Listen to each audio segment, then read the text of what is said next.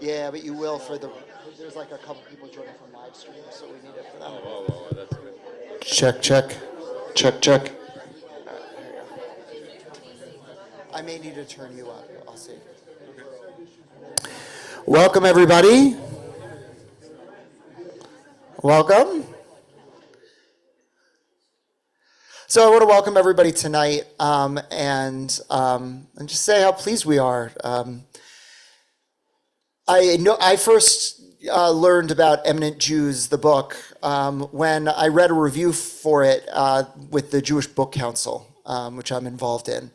And it's a fascinating study looking at four really fascinating people. And so we are pleased tonight to be able to offer this book talk with you. So we all know Bud Mishkin, our very own, New York One, NPR. He's done many a talk for us and always brings his humanity and his warmth and his insight to everything that he does. And David Denby, who is or has been a prolific writer and continues to be a film critic for The New Yorker and for New York Magazine for years and years and years. So thoughtful, and the book is thoughtful, and I know tonight's conversation will be as well. So let's put our hands together for both of them.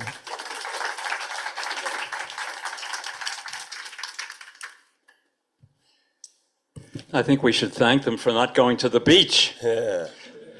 Thank you, everybody, for being here. A day like this. Eminent Jews. Subtitle, Bernstein, Brooks, Friedan, Mailer, and Mishkin, right? And very, very, very, very small, right? You didn't get a caricature on the front. Yeah. Congratulations on the book. Thank you. And Thank you. it's a very interesting read about these four kind of larger-than-life characters. And so, right from the get-go, what's the thread that runs through them for you as you know of these people? Or is it the Jews started to come of age in American culture? Who represents that? It's both things. Literally, the time frame was born after the First World War, matured after the Second World War, and I thought the year 1948 was so important because the whole media landscape changes because television becomes a mass medium, and the long-playing record becomes a mass medium. You can't imagine Leonard Bernstein's career without the long-playing record, and the inexpensive mass-market paperback, which was a great boon for Betty Friedan because The Feminine Mystique, her great book of 1963, sold well, about 60,000 copies in hardcover, and then it sold 1.3 million copies in paperback and eventually 3 million copies in paperback, which leads me to a scurrilous anecdote that you said go for it. I got nothing to do with this. No, I think we're in favor of scurrilous anecdotes. Why these people? Why these four? Well, they're all, as Bud said, larger than life. They're all extremely gifted. And they didn't know each other. They clinked glasses. I had the feeling that everyone in intellectual, artistic, even academic life in the 50s and 60s drank a lot. It was a kind of minor rebellion against what some people took to be an age of conformity. The Eisenhower years, the McCarthy years, the consumerism encompassing our culture. I would give anything to have Dwight David Eisenhower as president at this point, but anyway. And so they certainly met at parties and so on, but they worked in different fields. You've got a musician, a feminist, revolutionary bourgeois division. Betty was a very middle-class lady. A great, not to categorize it all. Yeah, no, a great American writer, Norman Mailer, who needs some recuperating, as they say, his reputation, that is, and Mel Brooks, who will be 100 years old on June 26. And anyway, Mel was walking across 57th Street with two members of the writer's room, the famous writer's room for Sid Caesar's pioneering comedy show, Your Show of Shows. later Caesar's Hour, the second version, which some people feel was even better. 1949 to 1957, they created TV comedy. You cannot imagine Saturday Night Live without what Sid Caesar did. He introduced satire, he introduced art into television. Anyway, they're walking across 57th Street, and on Mel's left is Larry Gelbart, who was one of the writers, later wrote Tootsie, the movie Tootsie, and on his right was Neil Simon, who later became Neil Simon. And three nuns are approaching them on 57th Street. Some of you are laughing already. And, and Gelbart said, "No, Mel, no." What are you talking? And Neil Simon said, "Will you get hold of yourself?" "Nothing. I don't understand. Why are you talking?" The nuns come closer. Mel jumps out at them and says, "Take off those costumes. The nun's sketch is out." I've gotten a laugh, but with every audience that I've told this to, except for a bunch of undergraduates in California who didn't crack a smile. And I said, "What's wrong with you guys? It's funny. I mean, it's sacrilegious, it's blasphemous, but it's funny." And my wife said, "You idiot. They have grown up with nuns not wearing habits. They didn't get it for that reason." Killed the whole joke. I'll say. That's the worst part. It killed the whole joke. And can I give a little more serious anecdote? Leonard Bernstein was rehearsing the Vienna Philharmonic in Vienna in the Grosse Musikverein, the heart of classical music, in 1972, and they were doing Mahler's Fifth Symphony. Necessary backstory: Mahler was Jewish, of course, and converted to Catholicism in order to take over the Vienna State Opera in 1897 and conduct the Philharmonic. It's one big organization. For 10 years. And his music, which they played, not all of the symphonies, but they certainly played some of them when they were brand new. His music was banned during the Anschluss, 38 to 45, and he's rehearsing, come forward now to 72, and Bernstein is rehearsing the Fifth Symphony, and there's an excruciating climax near the end of the first movement, and they were holding back. They were holding back, and he was shocked.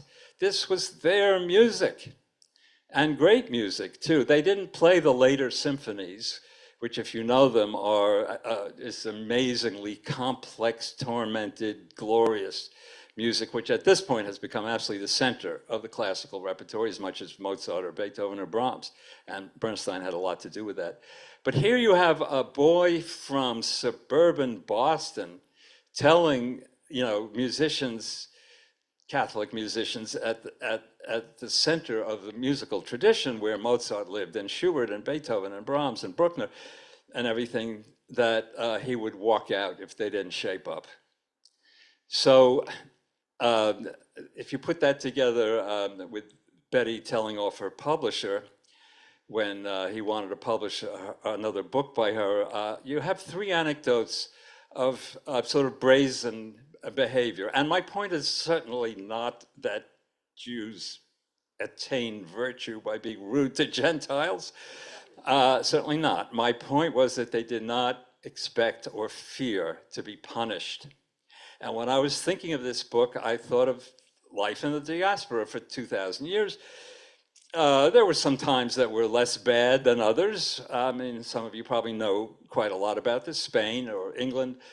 They attained citizenry rights in the French Revolution, I think 1791 or 1792. In late 19th century Europe, men could have professional careers if they were Jews in Budapest, Vienna, London, Paris. I mean, Freud being an example, of course, in Vienna.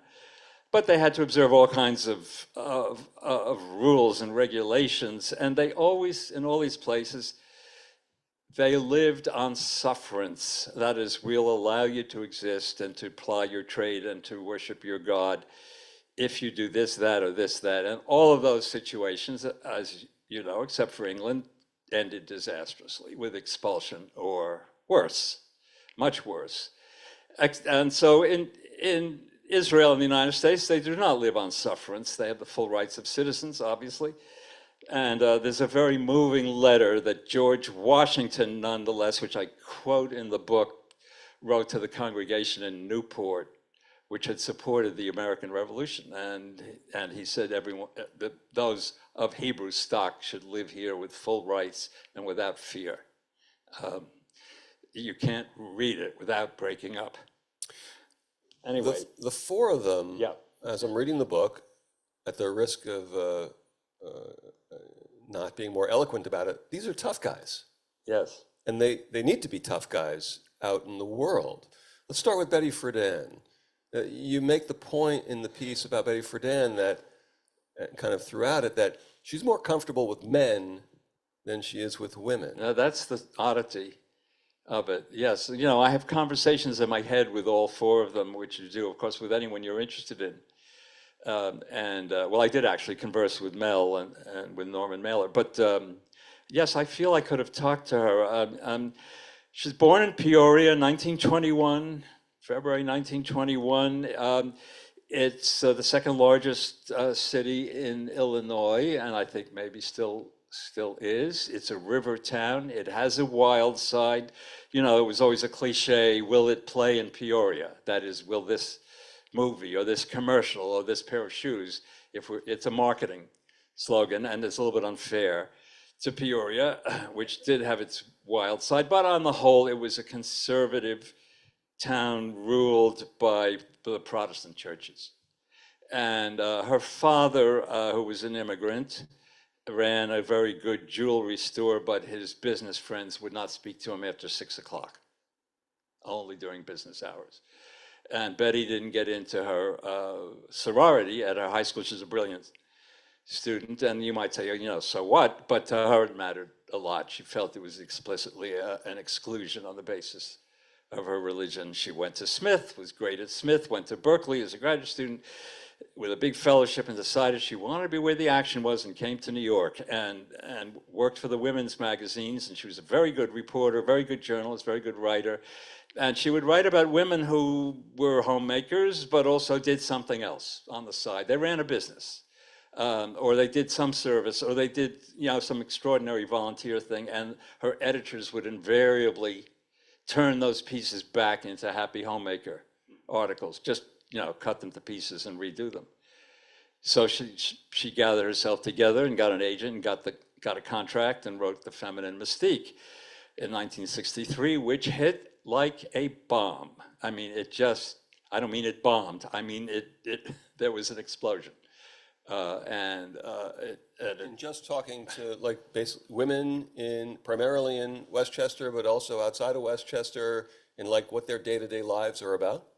Yes, the argument against the book then as now is that, I mean, she didn't have big data. You know, she was a journalist and she got around a lot and she interviewed people like herself. She was then living up the river a little bit from New York in Grandview on Hudson, just up the river, like near Nyack. And she interviewed people, yes, in New England, but also in the Southeast. She didn't go very far west.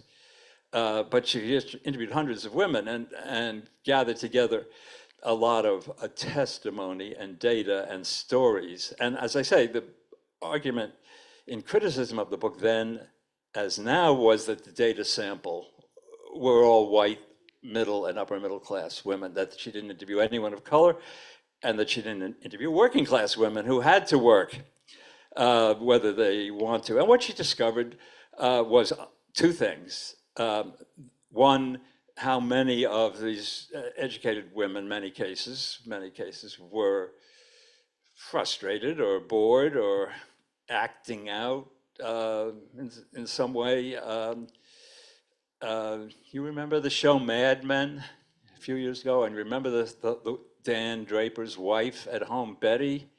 That characterization came out of Betty Friedan's The Feminine Mystique. I mean, openly acknowledged. She was very smart and very good looking and bored and crazy and was having affairs and, you know, was what you would call unhappy, ineffective. The other thing that she discovered was that she read the entire culture. She read the movies and television and psychiatry and religious sermons and rabbinical sermons and everything. And there was a kind of compact ideology that women were really not suited. This is post-war for anything but child rearing and homemaking. And it's not as if she was against child rearing and homemaking. On the contrary, she insisted that feminists should have children. She had 3 children herself and was a great mother, and that got her into a lot of trouble with the radical feminists later in the 60s and in the early 70s. But my point is that the critique that the data sample was limited to people who were women who were very much like herself is true. But the grander scheme of the book is to take apart this, what amounted to an ideology, consigning women to a very limited role. And the biggest villain, of course, was Freud. I mean, that was the main villain of all feminist writing. And he, had talk about a limited data sample. The upper middle class women he dealt with in Vienna were very frustrated in their role, and from this, he discovered the extraordinary phenomenon of penis envy, which the American psychoanalysts took over. And it never occurred to him that what women envied was their husbands' and boyfriend's freedom, not their organ per se. So anyway. So the relationship between Betty Friedan and the next generation that came, Gloria Steinem and many others, is fraught. I was going to say, yeah, that's fraught. The word that comes to mind. So is that about, what is that about? Is that just, that's who she is, and they couldn't say enough or praise her enough for what she had done in laying the groundwork? She deserves full credit for laying the groundwork. There were other feminist writers in the early 60s, and there was a great book prior, and that, of course, was Simone de Beauvoir's The Second Sex, which came out in France in 1949 and was translated here in 1953. And all feminist writers took stuff from Simone de Beauvoir, including Betty Friedan. I mean, you can see in her papers that she took very careful notes on it. But her book hit, as I say, like a lightning bolt, and women who just heard about it felt that their lives had changed. And there's a whole study by a sociologist named Stephanie Kuntz about just the effect of the book. Yes, and Betty thought that feminist agitation should be directed towards changing the law. It was about power, about political power. And she was a great organizer for a while, and she started the National Organization for Women, which still exists in Washington in 1966, sort of based on civil rights organizations. And they were effective for quite a while. And meanwhile, by the late 60s, feminism in 100 different forms was breaking out all around her. I mean, she envisioned herself, so to speak, as a kind of, as feminism as a powerful boat going down the river with her as captain, whereas it was breaking out in the rivulets on all sides of her. Consciousness raising, feminist publishing, feminist playwriting, abortion before it was legal, and so on and so forth. And she wasn't interested in any of that, and was very angry about it. So in part there was, and she was ill-tempered with Bella Abzug and Gloria Steinem, who were both more attractive personalities and easier to deal with, and media shrewd and funny and so on, in a way that she couldn't be. And so she had to dominate every meeting that she was part of and so on. And she became very difficult, diva-ish.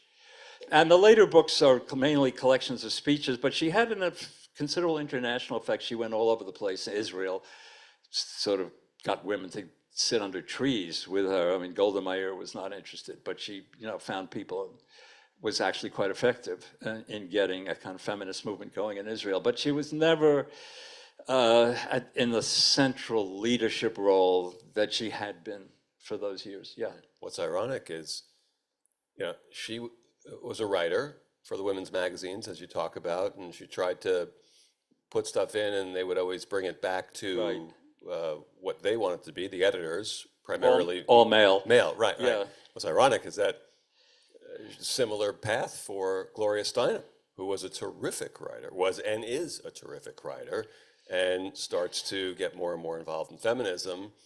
And, she has people pulling her back as well. So there were paths that were similar, but obviously But they she's couldn't a make common different cause. temperament. I mean, even among feminists, it helps to be beautiful. Let's face it.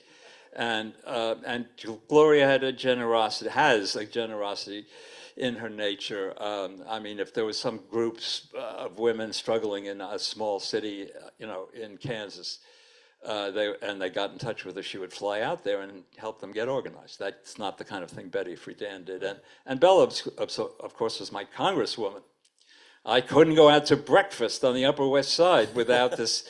I'm holding up my paper, the Times, and this enormous head superimposes on top of my newspaper, and it was Bella running for something. Oh, she was great. She was great. And the connection to Mailer is he was running for mayor at the suggestion of Gloria Steinem, who was his friend. Mailer was not against mainstream feminism, equal pay for equal work, even abortion. No, it was the radical feminists who he hated, and he wrote an eloquent book attacking them.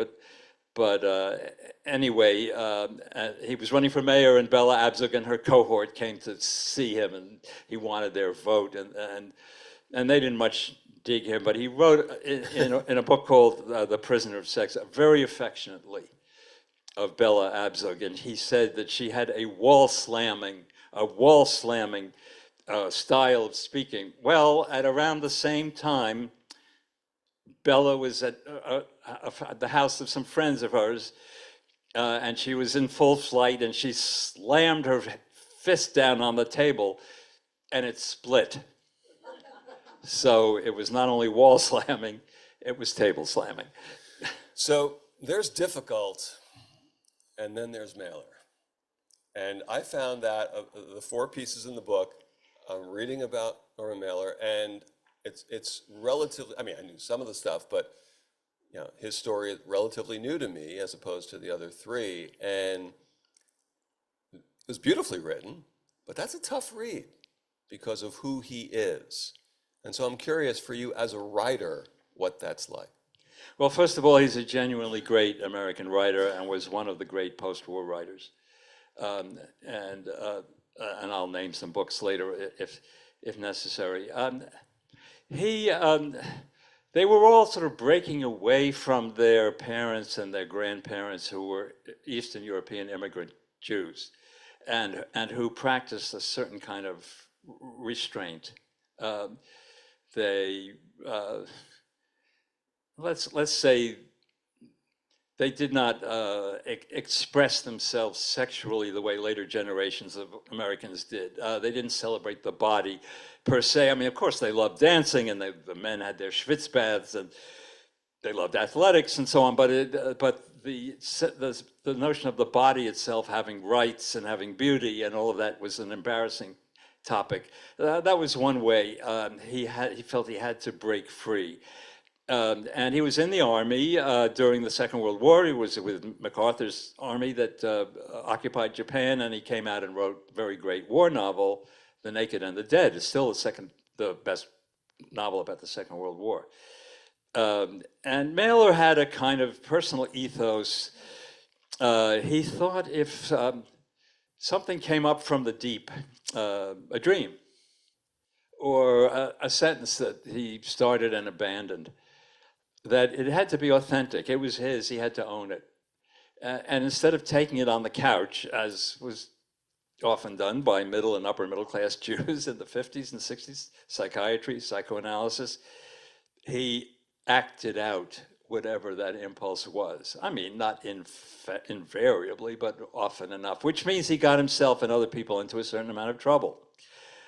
He was a bit of a brawler when he was in his cups, when he was young. When I met him, he was 75, and he was not drinking that way at all. But he would get into fights and butt heads, and and so on. I mean, he thought that his life, that it was bounded by shame on one side and courage on the other, and that those were the, as much as a warrior in the Iliad, that those were the, I mean, I don't know that he ever cited the Iliad, but those were the axes of conduct, and he was very tough on himself if he felt he had failed to act bravely under certain conditions and take chances as a writer. He thought the country had, as I said earlier, had fallen into a kind of lethargy after World War II, a desire for safety at all costs, caution, and that it was his task through his writing and I suppose his behavior to shake people out of it. And the worst thing he did, which is the toughest thing to read and for me to write, was that he did stick a knife into his second wife, Adele Morales, in the middle of a very long drunken party. For the record, she lived until 90 and wrote a book about the whole thing. And also for the record, they both went off to hospitals, and she got patched up and he was sent for observation at Bellevue, and he came home about 3 weeks later, and she was there in the doorway holding their two little girls. She wanted to continue the marriage. Not only that, 4 women, none of them bimbos, 4 interesting women married him after that. So he had a great appeal for women, and for all his brawling and infidelities, and he cheated on all, he had 6 wives, 9 children. He cheated on all of them. He was an upper middle class Jewish parent like any other. He insisted his kids not do dope, that they all went to very good schools, and I've met like 6 or 7 of them, and they are all right. They're not like Hollywood children who are, I know what your experience of them is, but they're often a wreck. It's an oy vey when you meet them. These are not like that at all. So he's a very complicated figure. I mean, and among other things, was a great family man. Pulling all that together was hard. Yeah. The two who are left, Betty Friedan and Norman Mailer ain't exactly chopped liver in terms of us knowing about them and reading their work and so on. Mel Brooks and I would say Lenny, there's always Lenny to all of us. What's it like writing about people about whom much has been written? Well, Lenny is enormously complicated. He had an unusual problem. He was good at 6 things. Most of us are good at 1 or 2 things. I can write a little. I can make a 3-egg omelet. That's it, as my wife will tell you. He was a wonderful pianist. He was a classical composer. His classical pieces, some of them are really first rate, and a lot of them are now entering the repertory. He was, of course, composed on the wonderful town Candide and West Side Story. He was great on television with young people's concerts and the Norton Lectures. If you want a basic introduction to classical music, the Norton Lectures. It's called The Unanswered Question, which you can download or get from, I don't know, it's easy to find it. It's basically Lenny talking to a bunch of Harvard students and playing everything on the piano, and then occasionally conducting the Boston Symphony. It is the superb introduction to the basics of classical music and harmony, and it gets fairly deep. He was, I mean, and Brad Cooper got some of this insatiability in his movie Maestro, which I liked more than most people. I mean, because everyone said it left out his Jewishness, it left out his Broadway career, and that is true. But when you make a biopic, you need a plot. Otherwise, you're just going to run with someone as gifted as that from one thing to another. And there are like 6 or 7 documentaries about him that run from one thing to another. And that plot that they told was the family story of a tragic marriage. And I thought it worked. One of those documentaries is out right now. Yes. Or at least got its first theater release at the Film Forum in New York, Bernstein's Wall. It's terrific. It's mainly him talking. Apparently, I haven't seen it, but it's quite good. He's the narrator. And why not? He did a zillion interviews, and he narrates his own story. It's about music speaks louder than words, and music can affect policy and people's lives Yes. all over the world. He was an evangelical figure from music and was dauntless and also, by the way, very Jewish. He took the New York Philharmonic to Berlin in 1960. He'd become music director in 1958. So this was before this encounter with the Vienna Philharmonic I was telling you about earlier. So this was a New York Philharmonic in Berlin, and he played the Beethoven Piano Concerto No. 1 and conducted it both. You can do that with the first two Beethoven concertos, not with the later ones. And it was for student audience. There are a lot of university students in Berlin, as in Boston, say. And when he finished, he spoke to them in Hebrew. And at first they were puzzled, and then they started applauding. They got it. So this was 15 years after the war ended. He brought the Israel Philharmonic to Vienna and Berlin. He wanted very much to make the statement about the survival of Judaism and about the survival of Jewish performers, and was very much concerned with showing that he could do Beethoven and Schumann, as well as anybody, and in Mahler's case, better than anybody. So is there a thread that runs through the four that ties their experiences growing up Jewish and how they felt they had to maybe take on the world in some sense as a kid growing up Jewish, as the child of Jewish immigrants, and do they come back to it later in their lives? Or does it have an ongoing role? It seems to with Bernstein, or is it something that Correct. they just kind of come upon once they've achieved some level of success, and they make the link between the way they grew up and who they became? I don't think any of them was observant, but they were highly conscious of being Jewish. And Betty did take some instruction in Los Angeles with a rabbi, and when she was in her 60s and got interested in the Talmud, the rabbinical writings. I mean, she was interested in a lot of other things too, and she was very much pleasure-seeking, Betty Friedan, and insisted on the primacy of sex with men. And that was another thing that got her in trouble with the radical feminists in the late 60s.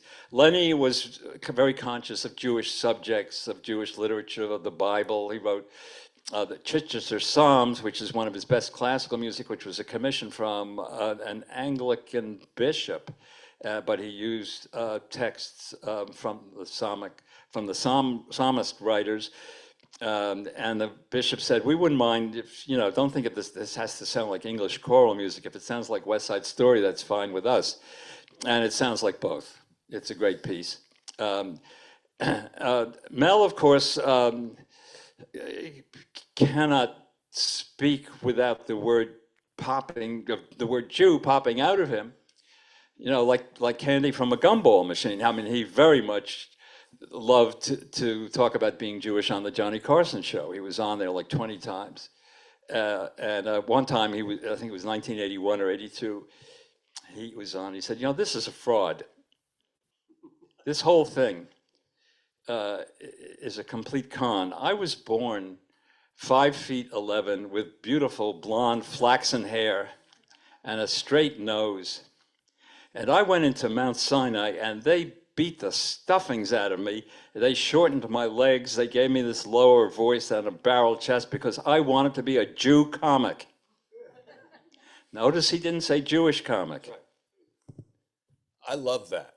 You No, that seriously, episode. because I find right now no one in the media will say someone is a Jew. That's just a pet peeve of mine. They'll say, oh, they're Jewish. It's an old Billy Crystal routine where it sounds easier. And Yes. he's a Jew. Period. End of sentence. It's partly a quirk of the language that Jewish just seems anodyne, descriptive, and Jew still has a kind of branding power, and particularly at this moment, as you say. That's right. So, I mean, he and Mel carried, and maybe still does at the age of 99 and 9/10, a black comb in his back pocket, which he whips out, on minimal provocation and starts doing Hitler gibberish. And, they all did, all those comics did, foreign language gibberish. And there are these two very interesting and upsetting musical numbers, of which I spend a lot of time trying to interpret. One I'm sure you're all familiar with is Springtime for Hitler from the producers, and a swishy SS officer comes down the steps, followed by some chorines, and it's a Broadway musical number about the pleasures of Nazism. And the opening audience for Broadway shows, certainly in the 60s, was primarily Jewish. The first few weeks, then everyone, of course, would come in and make the show a hit. So I asked him, were you sort of nudging the Jewish audience in this movie, saying, you've survived, you can make fun of the Nazis. You're doing all right, they're dead. And at first he said, no, I'm just a comic. He said, a good one, but no. So then I came back to him sometime later with a much more outrageous number, which is the Inquisition from History of the World Part 1. And there's another musical number in which it's the Spanish Inquisition, and various Jews are strung up on the walls and being tormented in all kinds of, Spanish-y ways. And he's dancing as Torquemada in a red cassock with a bunch of chorus boys around him. And the Jews are humiliated and so on. So I said again to him, were you not saying you can laugh at this now, because you're doing all right? And the second time, he copped to it, and he said, yes. He said, get over it. In other words, he was against the convention of Jewish suffering. Now, I don't want to put words in his mouth. Since October 7th, he might not say anything like this. I have no idea. Right. There's a great bit. I always felt like when he dies, and we hope it's not for many years, but the obit will no doubt lead with the movies. But he distilled, as a 2,000-year-old man, that's him at his best. And that was comedy Mount Rushmore in our house growing up. And you mentioned the Spanish Inquisition. He did an album, the last album they did, like in 1997, which didn't get as much attention as the previous albums. 2013 was perfection, where he does a bit about how he had a hat store in Madrid called Yarmulkes Galore, and then the crash hits, and Reiner says, "Crash? There was no stock market." He says, "No, the Spanish Inquisition, that was a crash." And he finally says, in 1 day, they destroyed 10,000 yarmulkes. And he waits a beat and says, not to mention the Jews under them. And it's like, that's a perfect joke. That started, they were both working for Sid, and this was the 50s, and they were doing this 2,000-year-old man routine. And of course, Mel is a 2,000-year-old Jewish man. Who has, gone through everything, the invention of sex. I mean, Bernie told us it happened in the night. Such a story I wouldn't tell you, and like that. And he had an affair with Joan of Arc, right, and so on, all through the ages. But it started in the writers' room, and they did it for 10 years, just at parties, mainly in New York, but also in Los Angeles, and mainly for show business folk. And because Carl Reiner thought it was too out there, that it was too ethnic, that it might even incur anti-Semitism. Because Mel spoke with a thick Central European immigrant accent as the 2,000-year-old man. And another comic, who some of you may remember, Steve Allen, who had a show, yes, said, all right, enough of this nonsense. I've rented a studio at Capitol Records in Los Angeles for 3 hours. Invite whoever you want and get this down. And they did. And the first album was it was a long playing album with a lot of other comedy stuff. It was only 15 minutes about the 2,000-year-old man, but it became a sensation, and they kept doing it, as Bud said, for another 30 years. Brilliant. The one that you allude to, one of the bits, is when he says, comedy and tragedy. Tragedy is if I cut my finger, that's tragedy. Comedy is if you walk into an open sewer and die. There's a very dark side to Mel's humor.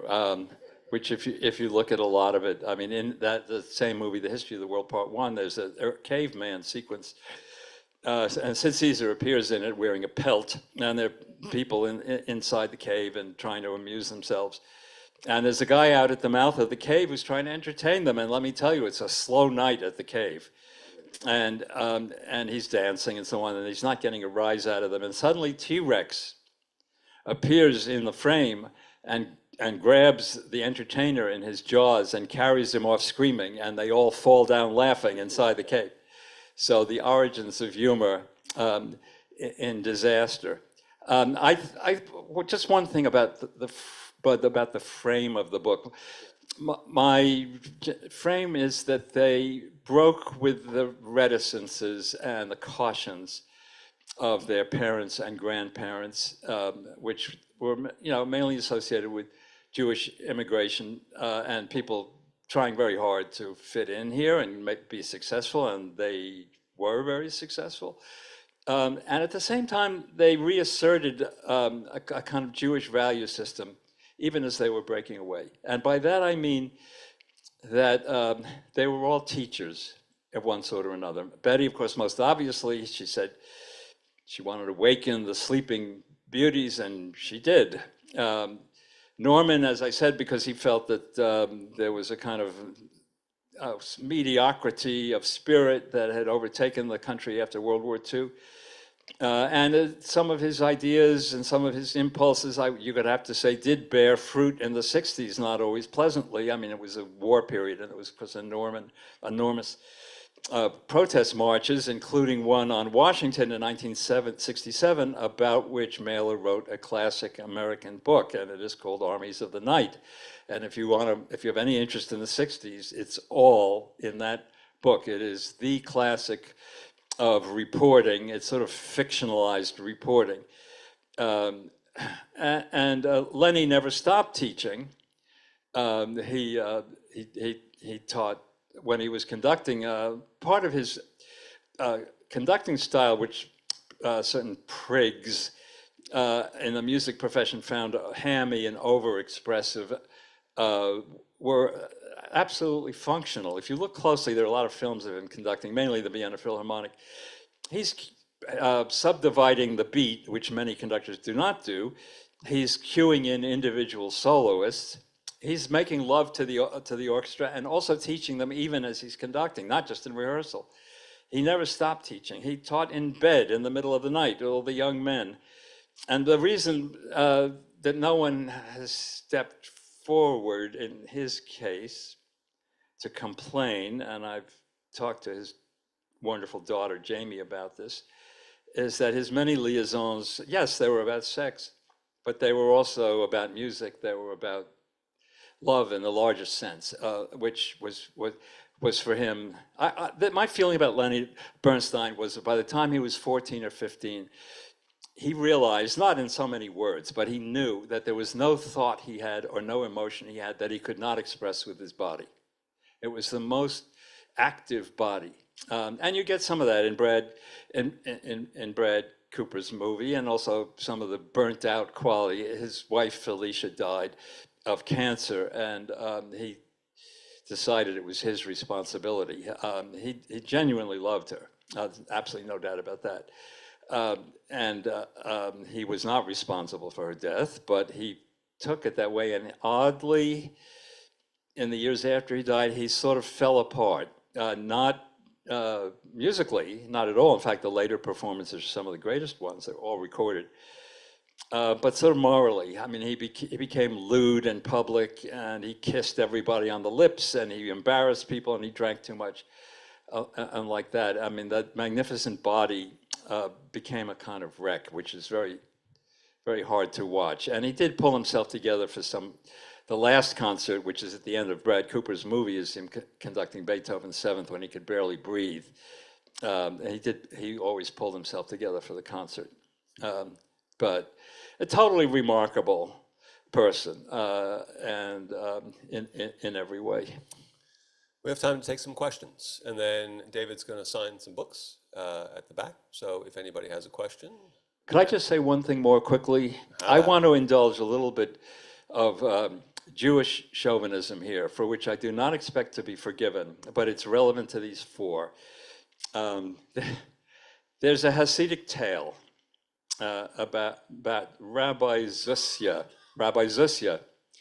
And there's nothing in the Old Testament about the afterlife. It's in the rabbinical writings, in the Talmud. But if you look through the Bible, the Hebrew Bible, you won't find anything about the afterlife. But anyway, for the sake of this anecdote, at least Rabbi Zusya did believe in the afterlife. And he said, when I get to heaven, they're not going to say to me, why weren't you Moses?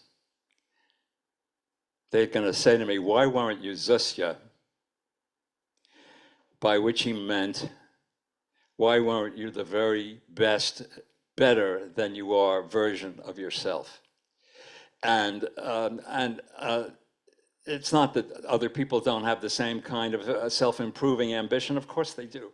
But it's very much a character fate characteristic of those of the second generation and the third generation who so very much wanted to excel here and push themselves and push themselves and push themselves, and certainly all of these four. So that's my little bit of Jewish chauvinism.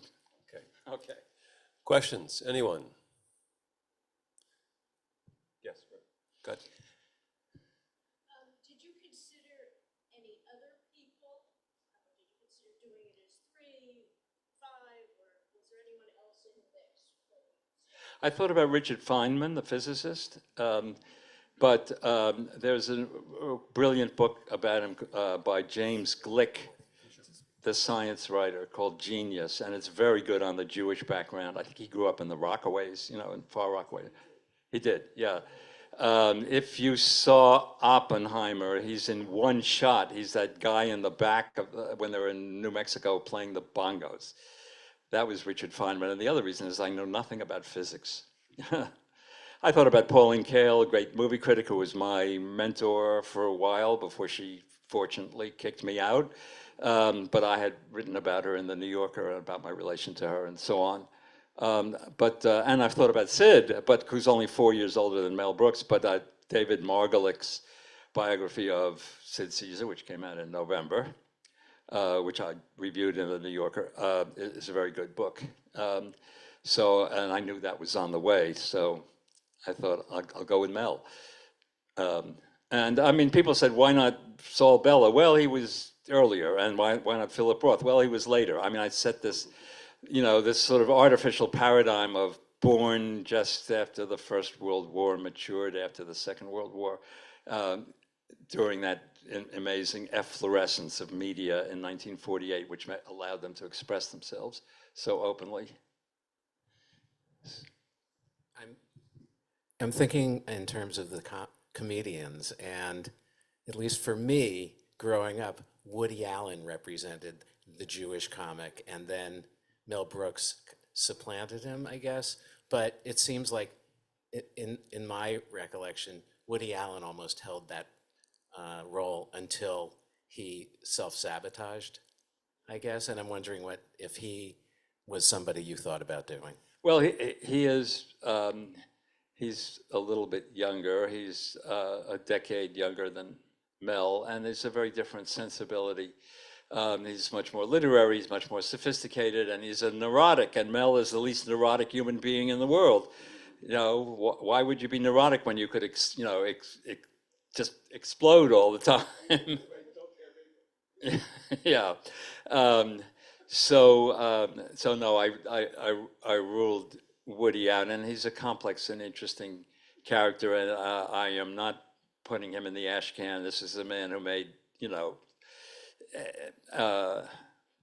Annie Hall and Manhattan and Ricky Cristina Barcelona and 3 or 4 other great movies, as well as wrote a lot of funny sketches. So his autobiography, by the way, is sort of interesting. Nobody paid any attention to it. It came out a couple of years ago, and it sounds like him talking. He probably dictated it. Yeah, no, well, that's a whole other, I'm glad you brought it up. But Woody was in the writer's room at SID, so he certainly knew Mel Brooks. I mean, they're sort of friendly. I think. Um,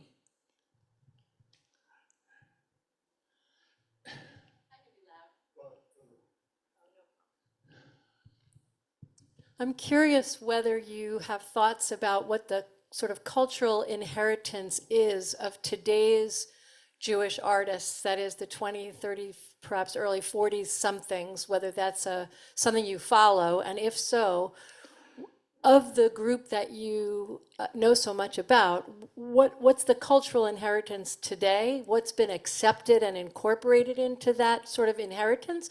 And what do you think was left behind, and perhaps why? well, that's another book, isn't it? Which I think perhaps you should write. Uh, well, let's begin at the beginning. There isn't a boy in America who isn't proud of his farts, thanks to Mel Brooks. I don't think that's quite what you meant, is it? They all had, individual influences on, like Sarah Silverman, Larry David, Judd Apatow, the writer-director, who, by the way, has made a 4-hour film about Mel Brooks, which is you can download from HBO. I'm in it in the second half, talking about the Inquisition number. Bernstein, when he was very distressed in the 60s because classical music was losing its audience. And the orthodoxies then were 12-tone music, atonal and 12-tone music, or electronic music, and it was absolutely the orthodoxies in the universities. And it all died. I mean, it seems just a period in history that's gone. And he was arguing for tonality in this thing that I was talking about, the Norton lectures, and even Schoenberg and Berg, he said, had lyrical impulses, who wrote 12-tone music in the 20s and 30s, had lyrical impulses that connected them to Brahms and so on. And he was, in effect, issuing a warning to American composers, don't give up on lyricism and romanticism and warmth. And American classical music has become much more popular with people like the minimalists, like Steve Reich and so on, and John Adams. And it has found an audience that it didn't have in that, and I think he played an important. I mean, then there were all the conductors he influenced. The style of the music director was European, and it was severe, and it was often brutally impolite, and everyone accepted it. In fact, the people who ran the orchestras in Cleveland and Chicago and New York expected it. And he changed all that. He's, for God's sakes, he spoke before concerts. Heaven forbid. On Thursday nights, the style now is much more informal, just as rigorous musically, but with people like Simon Rattle or the guy who runs the Metropolitan Opera, Seguin, and so on. It's hard to imagine that without Leonard Bernstein. Norman had, I think, enormous influence on Joan Didion, who loved his work, his writing, and on Don DeLillo, novelist, who's a great novelist who's still alive, in the sense of suggesting there was an undercurrent of American life, of desire and fear that was underneath the surface, and that was really governing much of what happened and what we felt. And that was his great subject during the Kennedy years and afterwards, and that's something that they picked up, certainly in their fiction, and in Joan Didion's case, nonfiction. So in that, and there are a lot of comics, now who would like to be Mel Brooks, but it's hard to build an audience, and you find them, they're on the internet. I mean, they have limited audiences. They're trying to break through. I don't know. I could go on, I guess, but yeah.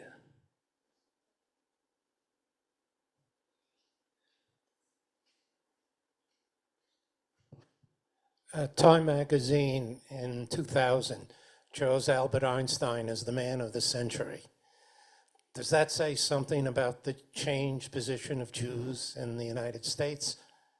Well, there was an enormous number of emigre scientists. Without them, of course, we wouldn't have had the atomic bomb, the Manhattan Project, and many breakthroughs in physics and chemistry and biology, which the Trump administration is trying to kill, by the way, by limiting funding for these things. It's been said that there was a period of glory in the United States in the 50s, 60s, 70s for American Jews, which has passed. There's all the uneasiness, as I alluded to at the moment. But I don't buy it. I think they're just it's an enormously talented group of people. We mentioned David Margolick. He's writing a book about Jonas Salk, who is, along with Einstein, one of the great culture heroes, of the 50s and 60s. We may not have scientists who are as famous from any ethnic group at this point, and that may be a change. I mean, our heroes are entrepreneurs, for the most part. Some of them brilliant and wonderful, some of them close to scoundrels and pirates. I mean, I gather that's what you were alluding to. I mean, that there's been a shift in what we most approve of. That weighs on all of us, I would say. You just talk a little bit about the cover of the book. Well, they're all David Levine caricatures that appeared in the New York Review of Books, joined to articles in the 50s, 60s, 70s. I led with my chin, I mean, because they could be called caricatures, they could be read unpleasantly, but I thought they represented a kind of confidence that Jews had, that they could, and the editors were both Jewish, and David Levine is Jewish, and so on, that represented the confidence they had. But there is a elderly cultural reactionary named Joseph Epstein, who reviewed the book in the Wall Street Journal a year ago, tried to kill it, said I was nothing, these four were nothing, all without talent, all four of them. And not only that, that the caricatures were anti-Semitic and I should be reported to the Anti-Defamation League. So I immediately wrapped up the book and sent it to the ADL, I got an email 2 days later saying, we have no problem with these caricatures, we're eager to read your book, end of story. So that's the cover.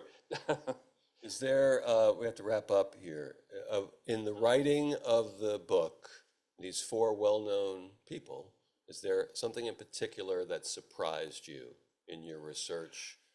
Well, when you get to know them intimately, which you do when you go look at the archives, which I did for Betty, up at the Schlesinger Library, which is what used to be Radcliffe's, part of Harvard, and the Mailer archive is in Austin, the Harry Ransom Center. You see astonishing things. So, well, not in the library, but Betty became obsessed with the feminine mystique and writing it, and she took over the house. And her family was a little bitter about it, but and it's an obsessional text, and like all obsessional texts, it's a little bit repetitive and garrulous, and you can't say she has much of a sense of humor. But anyway, one of the things that she did was write in the middle of the night on the marital sheets in black ink. That marriage did not last for a lot of reasons.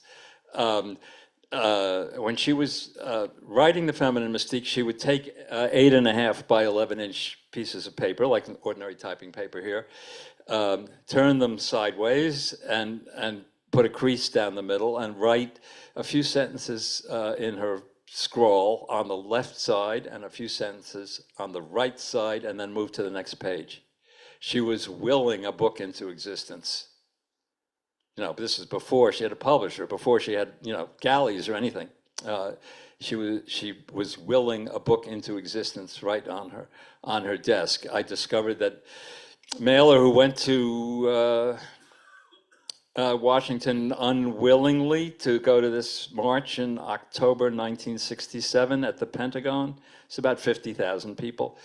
He had been to marches protesting the war in Vietnam. Don't forget, we had 450,000 men and women at that point in Vietnam, and we were bombing the hell out of the place. He didn't want to write about it, but he got persuaded into it, and he wrote this magnificent book, The Armies of the Night, and in which he did something unusual. He created himself as a character. So there's Mailer, the writer, who's observing, everything. And then there's this character, Mailer, who's at loose on the scene, sometimes acting stupidly, sometimes getting himself drunk the night before the march, sometimes acting bravely, and so on. So he externalized himself and played himself off against other people who were there, including literary notables like Robert Lowell, who was very pleased with the way he came off. Anyway, it's an extraordinary book, and if you have any interest in the 60s, it's very different from now. And of course, the draft was hanging over people like me, so it was a kind of personal anxiety at that point. That book, that's one of his great books. The other is The Executioner's Song, which was about the execution of Gary Gilmore in South Central Utah, in which he took himself out altogether. It's entirely written in the voices of the participants. But anyway, when I was looking at his archive, he, after initially saying he didn't want to do it, he didn't take a note. While he was there, he retreated to his house in Provincetown, did not drink, and delivered 70,000 words to Harper's in something like 8 weeks. And the text has been compared to Whitman's poetry. It's unbelievably observant. And the draft, the first draft, was written on one of those pads, 8.5 by 11 pads that are glued at the top. And he would write, turn the page over, and just keep going, turn the page over. And it was revised. He had a secretary typed it up, and then he revised. But the first draft was written in an unbelievably impulsive rush. So, I mean, there's sort of parallel anecdotes to that and Betty making a book out of sheer will, you know. A lot of this book is about. Sure. I have bones picked with you and everybody who didn't know Betty personally. And that, I met her as a small child, and my parents and her parents were very, and Betty and Carl were very close. We were together a lot as families. Her name is not Betty Friedan. Her name is Betty Friedan. Well, her husband's name was Friedman, and he dropped the M to make it sound less Jewish. And they pronounced it Friedan. Okay. And so did everyone who knew them. So whenever I hear Friedan, I think, I accept the correction. I'm very glad for it. Thank you very much. Well, how was your time with her? interesting. They drank, she and her husband, Carl, drank a lot. My parents also drank. They had very, very heated political arguments and discussions. We played with the kids. Well, if you want the details, you have to read my book. It was to use the word fraught is to be impoverished in your rhetoric. It was a violent marriage on both sides, and okay, yeah, amen. I guess. I mean, she did finally get rid of him, and he was not a good guy. And she, as I've been told by a fair number of people, was very active into her 70s sexually, vamping men of appropriate age at parties and so on.